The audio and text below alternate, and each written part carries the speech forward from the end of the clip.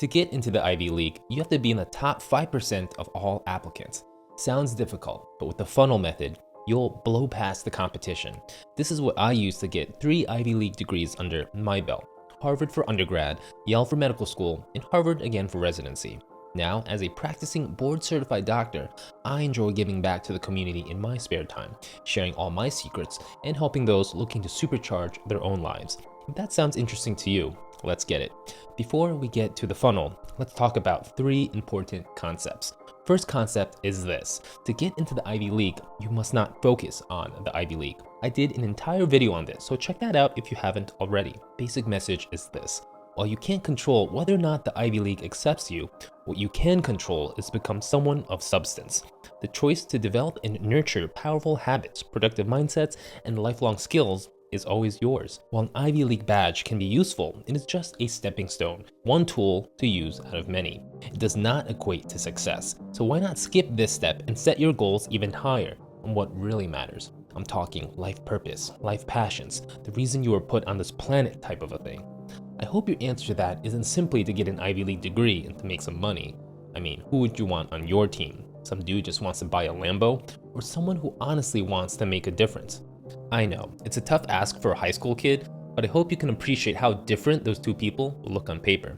Point is, if you want to be in the top 5%, you have to adopt a completely different mindset. If your only motivation is to have the academic equivalent of Gucci emblazoned on your resume, you put yourself at a disadvantage right from the start. With that said, plenty of people do sneak into Harvard who are clueless about what they want to do. So how do they do it? They understand the importance of the second concept. You are just an espresso shot. Admissions officers have to review tens of thousands of applications. They get what, 5 minutes with your application? All your years of hard work, hopes, dreams basically gets ground down and distilled into conceptually a tiny little espresso shot. They chug it down, mull it over, make a decision, and quickly move on. That's pretty much it. How many interesting flavors did you pack into that shot? Is there depth to yours? Subtle hints of greatness? Hope you put something there, because they're about to chug 10 other drinks in the next hour. Are they even going to remember you? They can't choose you if they can't remember you, right? With that in mind, your job is pretty clear. Your application needs to be unforgettable and leave an aftertaste that cuts through all the noise. The only way to do that is to ensure your drink is the best damn tasting thing they've ever had. To do this, you must understand concept 3. Focus 99% of your attention on the stories. The best way to be remembered is to tell a story.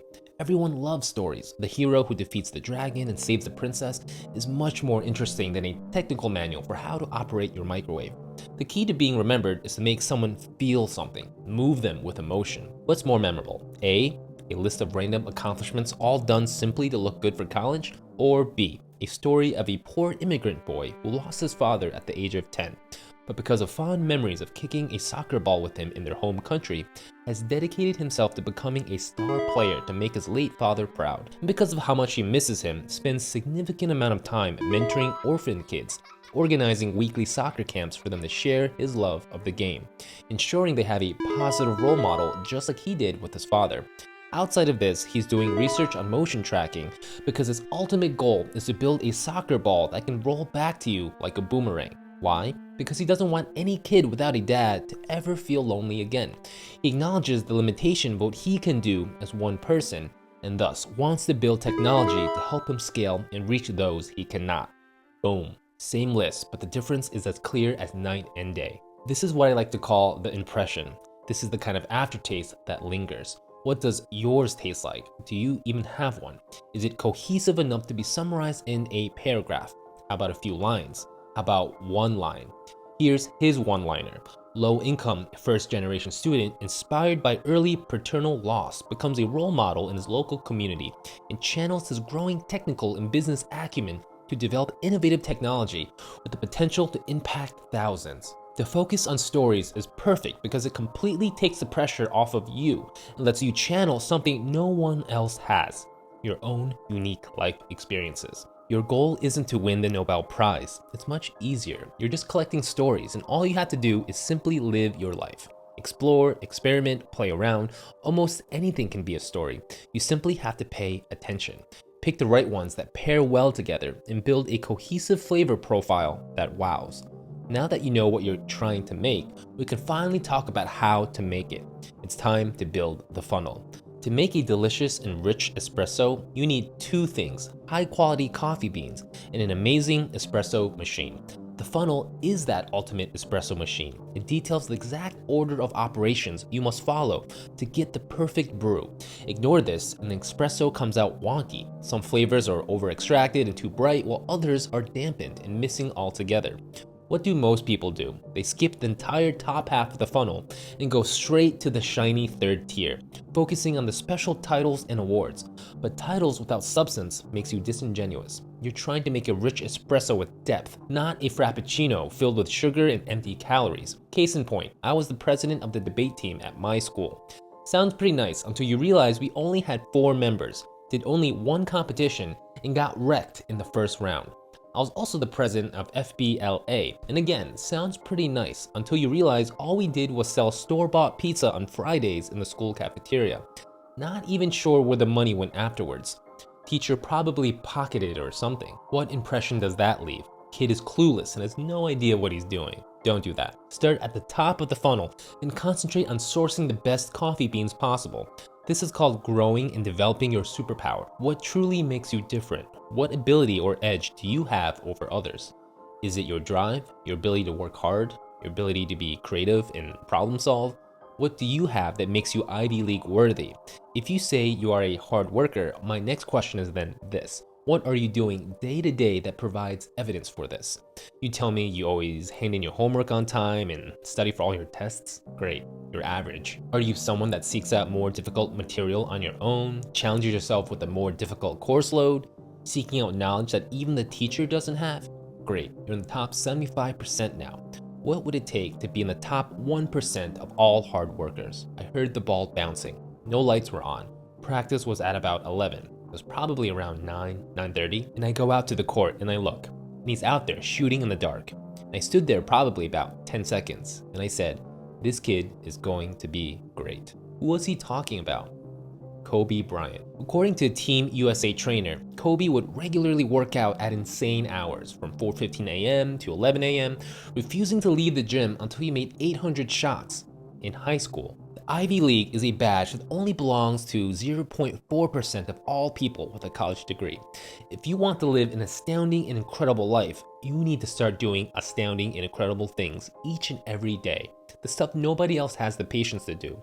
The more difficult or creative you can get, the less likely someone else is doing it too, and the more likely you are to stand out. Maybe hard work isn't your superpower. Maybe your superpower is charisma, or maybe it's a deep desire to help others. Repeat the same exercise with each attribute you wish to embody.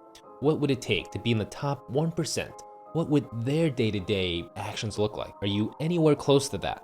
If not, what can you change to get there? This is the second tier of the funnel. This is how you become someone of substance. Unfortunately, it's also the hardest part, the most boring. That's why they call it the grind. I'm not going to lie to you. This exercise is difficult to get through. It's difficult to admit to yourself you're not doing top 1% work. But that's okay. Acknowledge your deficits and work to conquer them. The kind of person that is able to get through this is the kind of person the Ivy League is looking for.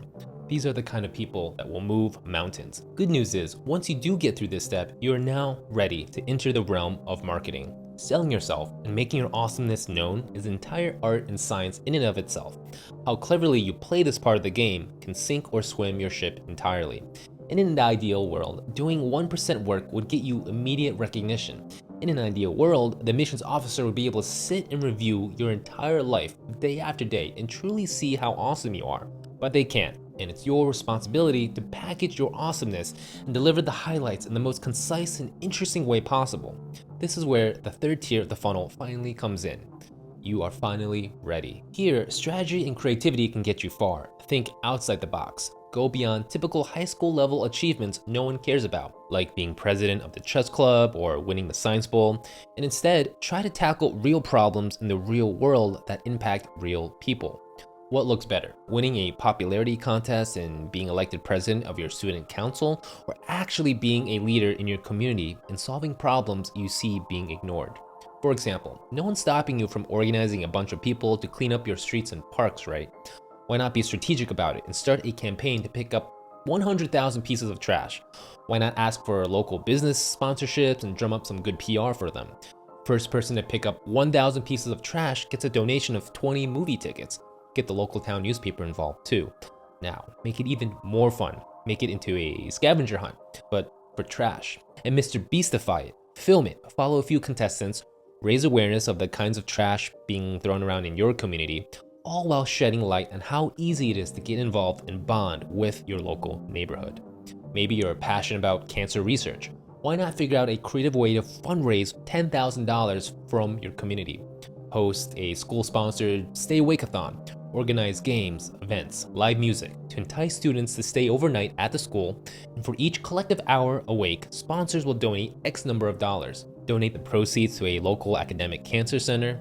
This way, you network with the scientists there and use this as a way to jumpstart an amazing collaborative research experience. I could go on and on. Point is, don't wait for opportunities to come to you. Create them yourself. This is how you get things done in the real world. The earlier you practice, the easier it becomes. Show the Ivy League what you are capable of. That you not only have vision, but the wherewithal to plan, the ability to wade through complexity, and the discipline to see it through. Next up on the funnel is your reputation. You could do everything right, be in the top 1% of all hard workers, win all the awards, and do everything we just talked about. But if something feels off, or you come across as self-serving, game over. Remember, there's a human behind everything in this process. A human who will write your letter of recommendation, a human who will interview you, and another human who decides whether or not you get in. Straight up, if you aren't likable, if you rub one person the wrong way, they will go out of their way to destroy you. You won't even know. That's the scary part of it all. For example, I was recently sitting in on a high-stakes hiring decision at my company for a $500,000 job. The executives all got together after interviewing these two candidates. Both were amazing on paper. You know what it came down to? One executive said this: "I don't like candidate B because in his interview, he only talked about himself. It was all, I did this, I did that. It was all about me, me, me, me." Now, was this interview really reflective of how he is in real life? Who knows? Point is, it doesn't matter. What matters is how others perceive you. When your competitors are just as good as you are, the decision makers are going to start nitpicking at the tiniest of things. They may not say it to your face, but how they write about you, describe you, talk about you, it all stems from how much they like you. At some point in time, it's not about how awesome you are or how many awards you have. It's all about how you make someone feel. The more accurately and objectively you can see yourself from someone else's point of view, the more successful you will be in the last stages of the funnel.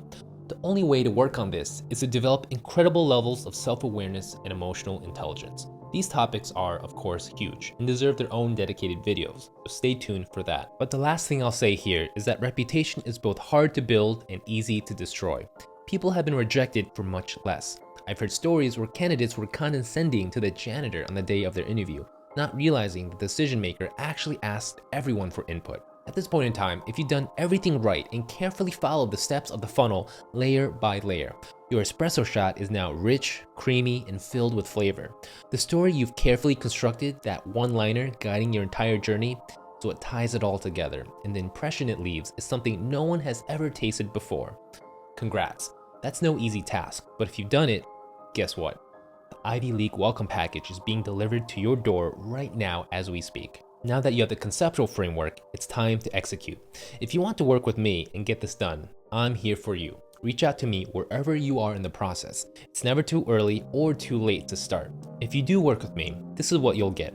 The $1,000,000 question answered.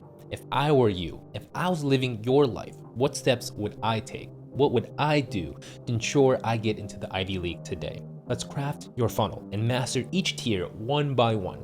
With 3 Ivy League degrees under my belt, I'm certain I can make it happen for you too. I'll share with you even more secrets and build a custom strategy uniquely tailored to you, guiding you each step of the way from day 1 to day 1,000. We'll talk about how to stand out, how to guarantee one-of-a-kind recommendation letters, how to ace your interviews, and how to write that killer personal statement too. Doesn't matter what your situation is, with the right strategy and guidance, you too can be Ivy League material. Just contact me and let's get you to where you want to be. With that said, my friends, I hope you enjoyed today's video. If so, please like, subscribe, and then go tell your friends, your grandma, and your pet hamster. Smell you later.